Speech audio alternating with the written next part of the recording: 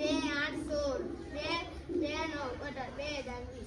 Okay, ખૂબ સરસ. અહીં આગળ 2 થી 2 3 4 5 6 7 8 9 10 આ બધા જ ઘડિયાળ માટેનું મેં આ ઇનોવેશન કર્યું છે. એટલે બાળક રમતા રમતા શીખે છે અને જાતે આ ફેરવતો જાય અને ઘડિયાળ લખતો જતો હોય છે. આ રીતે અહીં આગળ 3નો ઘડિયો આવે તો પછી 9નો ઘડિયો આવે. આ રીતે આ 3નો ઘડિયો તો 3 1 3 3 2 6 3 3 9 3 4 12. આ રીતે રમત કરતા કરતા બાળક ભણતો રહેલો છે. તમે શું કરી રહ્યા બેટા? અમે અપૂર્ણાંકો શીખી રહ્યા છીએ. અપૂર્ણાંકો શીખી રહ્યા છે. આ એક આખો ભાગ છે, એના 4 ભાગ કરીએ તો એ એક ચતુર્થાંશ થાય એ રીતે. આમાં તમને સમજ પડી ગઈ? હા. સરસ.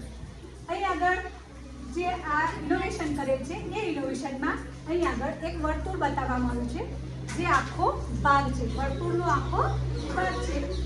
એ પછી જે બીજું છે એમાં બે સરખા ભાગ કરવામાં આવે છે, મતલબ એક સરખા વર્તુળના બે સરખા ભાગ. ત્રીજું છે આ જે વર્તુળ છે તો એમાં ત્રણ સરખા ભાગ મેં કર્યા છે, અને ત્રણ સરખા ભાગમાંનો એક ભાગ એટલે એક તૃતીયાંશ ભાગ કહેવાય. અહીં ચાર સરખા ભાગ મેં બતાવ્યા છે, તો એક સરખી વસ્તુના ચાર સરખા ભાગ એમાંનો એક ભાગ એટલે એક ચતુર્થાંશ કહેવાય. એ રીતે અહીં આગળ એક પંચમાંશ, એક છઠ્ઠાંશ, એક સપ્તમાંશ, એક અષ્ટમાંશ, એક નવાંશ, આ રીતે મેં ઇનોવેશન કરેલ છે, જેનાથી બાળકો સહેલાઈથી શીખી રહ્યા છે. અહીં આગળ એક નવું ઇનોવેશન, જેની અંદર બાળકો ઇંગ્લિશમાં શેપ શીખી રહ્યા છે. શું કરે બેટા?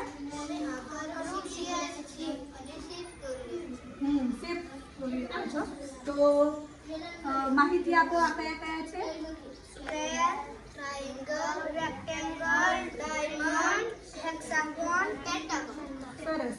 આ બધા બાળકોને ગુજરાતીમાં તો ખબર હોય છે, પણ અંગ્રેજીમાં ખબર હોતી નથી. એટલે બાળકને તો આ ખબર છે કે ચોરસ છે, પણ એને ઇંગ્લિશમાં શું કહેવાય, ત્રિકોણને ઇંગ્લિશમાં શું કહેવાય, એ માટેની સમજ માટેનું આ એક ઇનોવેશન કરીએ છીએ. તો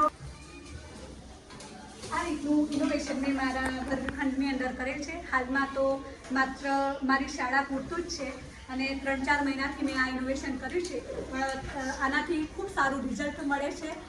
FLNમાં પણ આપણને ફાયદો થાય છે. FLNના જે સિદ્ધ કરવાના છે એની અંદર આપણને મદદરૂપ થઈ શકે છે. એટલા માટે તમે પણ આ ચોક્કસથી ઉપયોગ કરજો. બસ અસ્તુ. જય હિન્દ.